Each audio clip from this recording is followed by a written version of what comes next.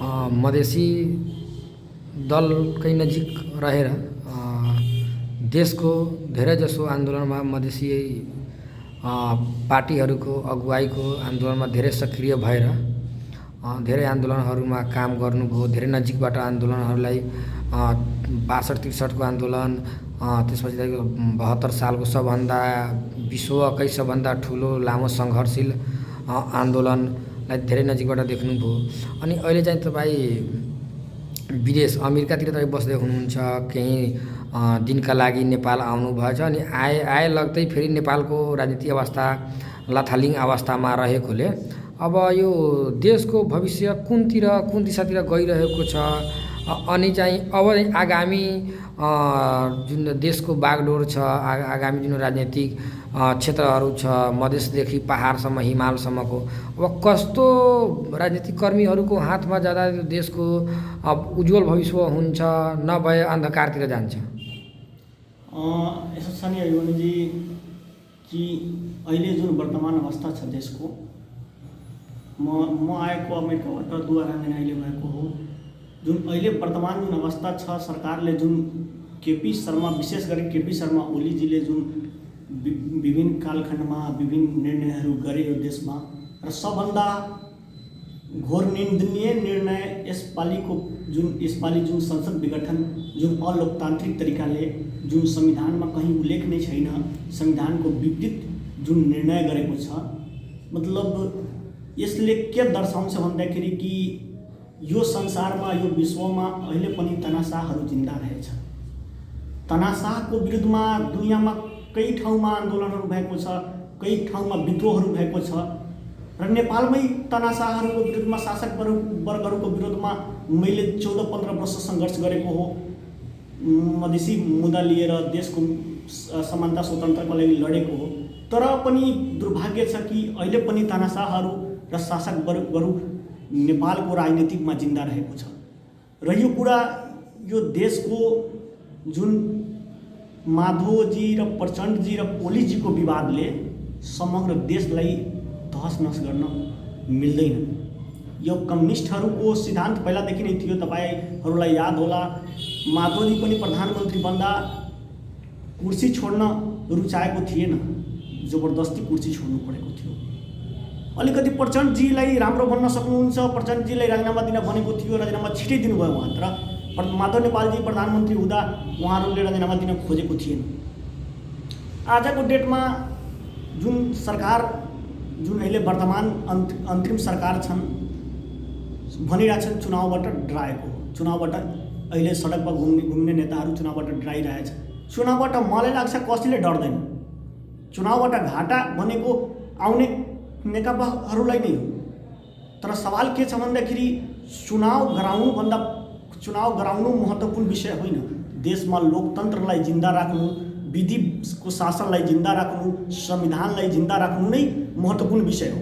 संविधानलाई नै हत्या गरेर, लोकतन्त्रलाई नै हत्या गरेर चुनाव गराउनु, सधैँ सत्ता फेरबदल गरिराख्नु समग्र देशको हक हितको लागि होइन। कहिलेसम्म यो अस्थिर सरकारहरू बन्छन् र कहिलेसम्म यो देशको अवस्था यसरी रहन्छन्। देशबाट समानता स्वतन्त्रता आउनु पर्यो, देशमा समानता स्वतन्त्रता आउनु पर्यो, विभेद मुक्त हुनु पर्यो। जबसम्म विभेद मुक्त हुँदैनन् तबसम्म देश अगाडि बढ्दैनन्। जबसम्म देश अगाडि बढ्दैनन्, यी विभेदहरू जबसम्म बस्छन्, हाम्रो अध्यक्षजी, मतलब मैले गरेको विगतको राजनीति गरेको दलका अध्यक्षजी मान्य उपेन्द्र यादवजी सधैँ भन्नुहुन्छ कि जबसम्म समानता स्वतन्त्रता विभेद मुक्त हुँदैनन् तबसम्म देश समृद्ध र विकसित हुँदैनन्। र वास्तविकता त्यही हो। कहीँ पनि तपाईँ हेर्नुहोस् नि, दुनियाँको कहीँ पनि देशमा जहाँ विद्रोह भइरहेछ, जहाँ अहिले पनि लडाइँ चलिरहेछ, त्यो देशको अगाडि बढ्ने छैन। मैले भन्न खोजेको के हो भन्दाखेरि मानसिक रूपले विकसित हुनु पर्यो समाज। नेताहरू पनि मानसिक रूपले विकसित हुनु पर्यो र जनताहरूलाई नेताहरू जुन ठग्ने गर्छन् विभिन्न प्रलोभन दिएर, त्यो जनताहरूले पनि सोच्नु पर्ने हो कि यो गलत हो। समग्र देशको कुरा गर्नु नि, हामी के व्यक्तिगत स्वार्थमा लागेर, हामी नेताको पछाडि, कसैको पछाडि लागेर व्यक्तिगत स्वार्थको लागि राजनीति गर्नेहरू धेरै छन् नेपालमा। अहिले पनि म देखिरहेको छु र देखिँदैछु। व्यक्तिगत स्वार्थले तपाईँको एकछिनको लागि पुरा हुन सक्छ, तर समग्र देशको विकास हुँदैन। आज बाध्य भएर युवाहरू विदेश गइरहेछन्, दुनियाँ जहान मतलब बाध्य भएर नि आज किन विदेश जानुपर्ने हो? यदि आज अमेरिका नेपाल भएको भए म आज अमेरिकामा किन जान्थेँ? चाहे आज युवाहरू मलेसिया, कतार, दुबई विभिन्न खाडी मुलुकहरूमा गइरहेको छ भन्दाखेरि सरकारले रोजगार दिएको भए, सरकारले व्यवस्थापन गरेको भए आज विदेश जाने अवस्था हुन्थेन कसैले पनि। तर दुर्भाग्य छ, विदेश जानु मजबुरी छ, बाध्यता छ। मैले यो भन्न खोजेको होइन कि सरकारले चाह्यो भने गर्न सक्छ, तर सरकारले गर्ने नियतै छैन। नेपालमा व्यवस्था फेरियो तर व्यक्ति त्यही रह्यो। त्यही भएर आज नेपालको दुर्दशा छ। राजाको पालामा जति कल कारखानाहरू थिए, जति थियो, तिनीहरूलाई अहिले पनि व्यवस्थित गर्यो भने नि धेरै नेपालीले रोजगार हुन्छ, धेरै युवाहरू रोजगार हुन्छ। कसले आफ्नो बुवा आमा परिवार छोडेर बाहिर जाने अवस्था छ। तर यो सरकारको जुन वर्तमान अवस्था छ, यो सरकारले म त अहिले भन्न चाहन्छु मैले जुन सरकारको भन्छ नि, सरकारको अहिले चुनाव गराउने नियत नै होइन। केपी ओली कसरी म बाँचौँ, जेलसम्म प्रधानमन्त्रीको कुर्सीमा बाँचिरह्यो त्यो सोचिरहेछन्। बस त्यही हो अहिलेको अवस्था। अनि अहिले चाहिँ जुन किसिमले 81 2/3 सरकारका जुन अहिले प्रधानमन्त्री हुन्छ केपी शर्मा ओलीले आफ्नो व्यक्तिगत आन्तरिक र घरको विवादलाई लिएर देशको जनताले जुन हिसाबले उहाँलाई मत दिनुभयो त्यो 2/3 त्यसलाई अब सिधै उल्ट्याएर संविधानको उल्लङ्घन गरेर जुन संसद विघटन गर्नुभयो, त्यो विषय लिएर चाहिँ देश अहिले चाहिँ तपाईँको धेरै आन्दोलित भएको अवस्था छ। ठाउँ ठाउँमा विरोध भइरहेको छ, ठाउँ ठाउँमा आन्दोलन भइरहेको छ, विभिन्न किसिमको कार्यक्रमहरू विरोधसँग जोडिएको कार्यक्रमहरू भइरहेको छ। यो समयमा यस्तै अब यो नेपाल लगभग 1 वर्षदेखि कोरोनाले गर्दा पीडित देश रहेको, आर्थिक अवस्थाको चपेटमा, अनि यसैमा चाहिँ संसद विघटन गरेर केपी ओलीले एकलौटी ढङ्गले वैशाख 17 र 27 गते जुन घोषणा गरेको छ चुनाव गराउनको लागि, यसबाट चाहिँ अब आउने भविष्यका युवा पुस्ताहरू, तपाईँहरू जस्तो युवा राजनीतिक कर्मीहरूलाई कस्तो किसिमको असर पर्छ यसबाट? उहाँहरूले के ठाउँ पाउन सक्छ त देशको राजनीतिमा? सबभन्दा पहिला म भन्न चाहन्छु भन्दाखेरि कि जुन प्रकारले यो देशमा आज देश नै आन्दोलित भएका छन्, विभिन्न पार्टीका नेताहरू खुद भन्दाखेरि आफ्नै पार्टीका केपी ओलीका आफ्नै पार्टीका नेताहरू सडकमा छन्। जुन प्रकारले सडकमा छन्, तपाईँ हेर्न चाहनुहुन्छ, तपाईँलाई थाहा होला कि जब मधेस विद्रोह हुँदा 6 महिना मधेसी जनता लाखौँ लाख लोग सडकमा, करोडौँ लोग सडकमा थिए। केपी ओली जस्तो व्यक्तिलाई फर्कै परेन। किन पर्दैनन् भन्ने मैले आजसम्म मलाई थाहा लागेन। नेता भनेको जनताको लागि हो। जनतालाई हत्या गरेर राजनीतिक हुन्छ र सत्ता कब्जा हुन्छ र आजको युगमा, तर नेपालमा छ अहिले पनि त्यही तनासाहरू। मैले तपाईँलाई भने त्यति बेला पनि कि तनासाहरू दुनियाँबाट समाप्त हुँदै गए, तर नेपालमा अहिले पनि तनासा जिन्दै छ। त्यो तनासाहरू जबसम्म अन्त हुँदैनन्, व्यवस्थाहरू सुदृढीकरण हुँदैनन्, संविधानमा त्रुटिहरू संशोधन हुँदैनन्, जबसम्म समग्र नेपालीहरूको सम्मान गर्ने संविधान हुँदैनन्, मान्ने संविधान हुँदैनन्, तबसम्म देशमा यो अवस्था रहिरहन्छ। र यो कुरा आन्दोलनको यो सरकार केपी ओली भन्ने व्यक्ति जुन छ नि, हाम्रो देशको अहिले प्रधानमन्त्रीजी हुनुहुन्छ, उहाँलाई आन्दोलन कसले के गर्छ, कति महिना गर्छ त फरक पर्नेवाला अवस्था मैले देखेको छैन। सबभन्दा पहिला कुरा हो केपी ओलीजीको चुनाव गराउने नियतै छैन। यदि नियत हुन्थ्यो भने यो संसद विघटन गर्नेको अवस्थै थिएन, उहाँ राजीनामा दिए पुग्थ्यो नि। किन जरुरी? जब उहाँको पार्टीका नेताहरू सबैले जितेको मान्छेहरूले भनिरहेछ राजीनामा दिनको लागि, राजीनामा दिए पुग्थ्यो नि। आफू प्रधानमन्त्रीको कुर्सीमा बसिरहनु र देशलाई आर्थिक भार डाल्नु र चुनावमा लग्नु भनेर भन्दैछ, यो गलत हो, एकदम गलत हो। अनि के यो समय तोकेकै समयमा चुनाव हुन्छ र मैले भन्न के खोजेको थिएँ भने युवाहरूले के चुनाव हुन्छ भने अबको राजनीतिमा ठाउँ पाउँछ त विभिन्न पार्टीका युवाहरूले आफ्ना पार्टीमा? अब यसलाई म तपाईँले भन्न चाहन्छु भन्दाखेरि कि जुनसुकै पार्टीमा युवा 2 प्रकारका छन्। एक राजनीति गर्ने युवाहरू छन्, जुन समाज र देशको लागि सोच्ने गर्ने युवाहरू छन्, र एक युवा छन् जुन त्यसले राजनीतिको कुनै मतलब छैन, नेताको पछाडि लाग्ने र उसँग व्यक्तिगत स्वार्थमा आफ्नो जागिर, दुनियाँजान, पैसाहरू कमाउने गर्ने खालको नेताहरू छन्। फरक यही छ। फेरि अपर्च्युनिटी मौका पायो भने त्यो राजनीति गर्ने युवाले मौका पाउँदैनन्। पाउने भनेको त्यही युवाहरू छन् जसले भोलि जुन नेताको अगाडि पछाडि घुम्ने गर्छन्, पैसा कमाउने गर्छन् त्यही नेता त्यही युवाहरू पाउने अपर्च्युनिटी नेपालमा सबभन्दा दुर्भाग्य हो। जुनसुकै पार्टीको म कुरा गर्छु, म अहिले कुनै राजनीतिक दलमा होइन, यथार्थ हो। म थिएँ र म अहिले पनि मेरो लगाव चाहिँ जनता समाजवादी पार्टीसँग छ। किन भन्दाखेरि मैले आन्दोलन गरेको हो, 14-15 वर्ष मैले सङ्घर्ष गरेको हो र मैले पनि विद्यार्थी राजनीति गरेको। यहाँ 14-15 वर्ष म आफै रौतहटको 1 दशक अध्यक्ष पनि बसेँ, प्रदेश नम्बर 2 को महासचिव पनि बसेँ, प्रहलाद समितिको अध्यक्ष पनि बसेँ, केन्द्रीय सचिवालय सदस्य पनि बसेँ। मैले देखेको अवस्था भन्दैछु, नेपालको विभिन्न पार्टीहरूमा नेताको हाली मुहाली गर्ने युवाहरू नै लाई अवसरहरू पाउने गरेका देखेको मैले। अब चाहिँ आन्दोलन गर्दाखेरि जुन आन्दोलन भइरहेको अवस्था छ विभिन्न पार्टीहरूद्वारा, अब यसमा के युवाहरू अब सबभन्दा बढी 2 नम्बर प्रदेशमा मधेस केन्द्रित नेताहरू छन्, मधेसी दलका सरकार पनि रहेको छन्। अब के अब विगतकै आन्दोलन जस्तै यस आन्दोलनमा पनि मधेसी युवाहरूले मधेसी पार्टीहरूलाई सहयोग गर्छ यतातिरको 2 नम्बर प्रदेशका युवाहरूले? अब हेर्नुहोस्, म तपाईँले पनि भन्छु, जो देशमा वैकल्पिक शक्ति भनेको, म कुनै राजनीतिक दलको होइन अहिले, तर वैकल्पिक शक्ति भनेको जनता समाजवादी पार्टी नै हो। किन भन्दाखेरि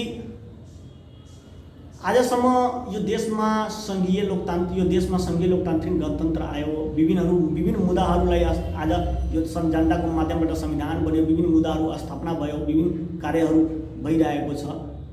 जनता समाजवादी पार्टीले गरेको धेरै कुराहरू छ, धेरै कुराहरू अहिले नभएको पनि हो, म मान्छु। जनता समाजवादी पार्टीका एजेन्डाहरू धेरै नपुरा पनि भएको हो। किन भन्दाखेरि तपाईँको त्यो बहुमतीय प्रणालीमा तपाईँको बहुमत संसदमा छैन। तपाईँले आन्दोलनको माध्यमबाट प्राप्त गरेको उपलब्धिहरू मात्र तपाईँको सामुमा छ। तपाईँले चुनावको माध्यमबाट सांसद प्रतिनिधि बैठाएर सांसदमा पाउने उपलब्धिहरू तपाईँले पाउनु भएको छैन। किनकि तपाईँको जबसम्म त्यहाँ बहुमत पुग्दैन तपाईँ त्यहाँ गर्न सक्नुहुन्न। यो त यथार्थ हो नि। कहीँ पनि जबसम्म बहुमत हुँदैन तपाईँ आफ्नो एजेन्डाहरूलाई स्थापित गर्न सक्नुहुन्न। जनता समाजवादी पार्टीको त्यो समस्या हो। र अर्को तर अहिलेको यस अवस्थामा हेर्नु भन्यो भनेखेरि कम्युनिस्ट देशबाट समाप्त गर्नु नै पर्छ। किनकि कम्युनिस्टहरूले सत्ता चलाउन जनताले बहुमतको सरकार दिएको थियो। गर्ने चाहिँ के भयो, देशमा भ्रष्टाचारी बढ्यो, बलात्कार बढ्यो, हत्या बढ्यो, सबै कुराहरू हुँदै गयो। तर रह्यो कुरा काङ्ग्रेसको, त काङ्ग्रेसहरू के छ भन्दाखेरि अहिले पनि हाम्रो एउटा गाउँघरमा कहानी छ नि, बाबाको हात्ती थियो अहिले सिकर लिएर घुम्दैछ भन्छ नि, त्यस्तै खालको काङ्ग्रेसहरूको अवस्था छ। काङ्ग्रेसहरू प्रजातन्त्र लागेको नारा लिएर अहिले पनि देशमा राजनीति गर्न खोज्दैछन्। नयाँ विचार काङ्ग्रेसमा, नयाँ चिज परिवर्तनहरू आएको छैनन्। बरु विवाद नै विवाद फसिरहेका छन्। म नेता बनूँ, म नेता बसुँ, म अध्यक्ष बनूँ भन्ने काङ्ग्रेसमा त्यही विवाद छ, नेकपामा त्यही विवाद छ। त्यो विवादको कारणले समग्र देशलाई समस्या भोग्नुपर्ने अवस्था रहेछ।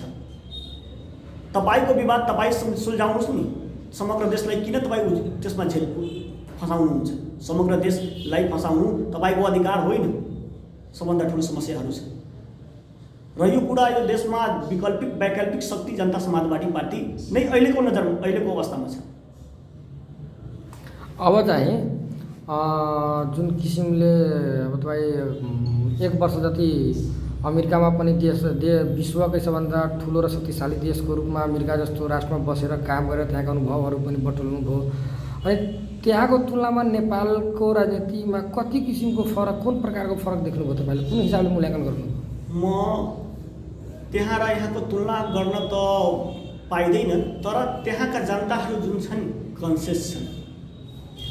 कन्सियस भन्दाखेरि तपाईँको कुनै पनि एजेन्डामा त्यहाँका जनताले तुरन्त त्यसको प्रतिकार गर्ने गर्छन्, विरोध गर्ने गर्छन्। यदि त्यहाँका जनताहरू कन्सियस छ र त्यहाँको सिस्टम छ नि, कानुन छन्, त्यहाँको कानुनको फ्लो सिस्टमको फ्लो छ भन्दाखेरि ल जुन छ त्यहाँको कसै पनि जनताले अटेरी गर्न सक्दैन।